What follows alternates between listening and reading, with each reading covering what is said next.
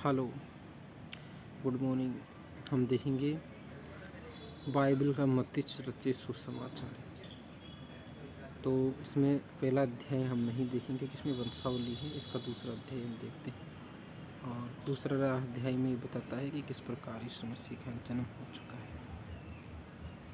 हेरोदेस राजा के दिनों में जब यहूदिया बेतलहम से यीशु का जन्म हुआ, तो यीशु का जन्म हुआ था बेतलहम।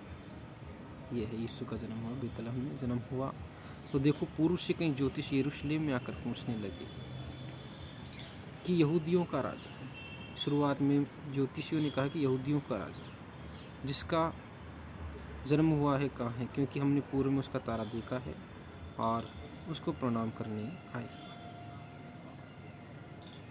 ये सुनकर हेरोदेस राजा और उसके साथ सारा यरूशलेम घबरा गया और उसने लोगों के सब महायाजकों और शास्त्री को इकट्ठे करके उनसे पूछा कि मसीह का जन्म कहाँ होना चाहिए। उन्होंने उससे कहा कि यहूदिया के बेतलहम में, क्योंकि भविष्यवक्ता के द्वारा यूँ लिखा है। भविष्यवक्ता पहले ही भविष्यवाणी कर चुके थे कि उसका जन्म कहाँ होगा, बेतलहम में। कि हे बेतलहम, तू जो यहूदा के देशों में किसी भी रीति से यहूदा के अधिकारियों में से सबसे छोटा नहीं, क्योंकि तुझ में से एक अधिपति निकलेगा और जो मेरी प्रजा इजराइल की रखवाली करेगा। यानी कि बेतलहम में सारी दुनिया का अधिपति निकलेगा, यानी कि ईश्वर जो सारी प्रजा का रखवाली करेगा। तब हेरोदेस ने ज्योतिषियों को चुपके से बुलाकर उनसे पूछा कि तारा ठीक किस समय से दिखाई दिया था।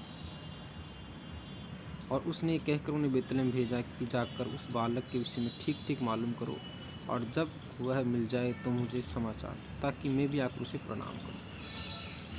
जबकि उसने ऐसा कहा था क्योंकि वो ताकि मतलब राजा हेरोदेस था तो उसको पकड़ना चाहता था, यीशु को मारना चाहता था, इसलिए उन्हें कहा था कि जाओ उसके बारे में मालूम करके मुझे बताओ। वे राजा की बात सुनकर चले गए और देखो, जो तारा उन्होंने पूर्व में देखा था वह उनके आगे आगे चला और जहाँ बालक था उस जगह के ऊपर पहुंचकर ठहर गया।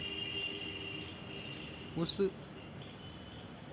तारे को देखकर वे अति आनंदित हुए और उस घर में पहुंचकर उस बालक को उसकी माता मरियम के साथ देखा और मुँह के बल करके उसे प्रणाम किया और अपना अपना थैला फल उसे सोना और लोबान और गंधरस की भेंट चढ़ाई। और सौपन में चेतावनी पाकर के हेरोदेस के पास फिर न जाना, वे दूसरे मार्ग छोड़कर अपने देश को चले गए। वे उस हेरोदेस के पास नहीं गए क्योंकि उन्हें पता था कि वो उनको पकड़ना चाहता, इसलिए वो दूसरे मार्ग से चले गए।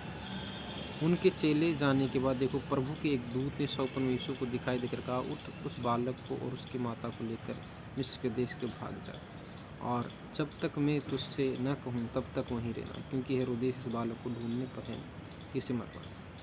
वह रात ही को उठकर बालक और उसकी माता को लेकर मिस्र को चल दिया और हेरोदेस के मरने तक वहीं रहा, इसलिए कि वह वचन जो प्रभु ने भविष्यवक्ता के द्वारा कहा था कि मैंने अपने पुत्र को मिस्र से बुलाया पूरा हो।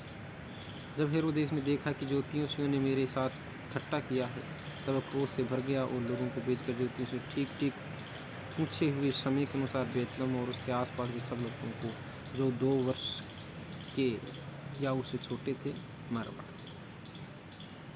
तब जो वचन यशायाह भविष्यवक्ता के द्वारा कहा गया था वह पूरा हुआ कि रामा में एक करुणानाद सुनाई दिया, रोना और बड़ा विलाप। राहेल अपने बालकों के लिए रो रही थी और शांत होना न चाहती, क्योंकि अब नहीं रही।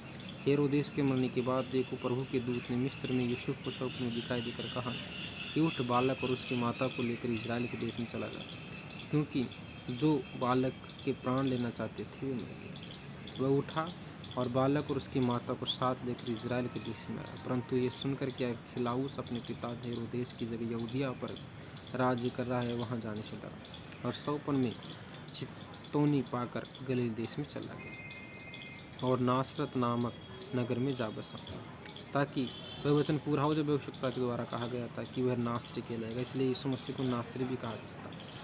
Thank you.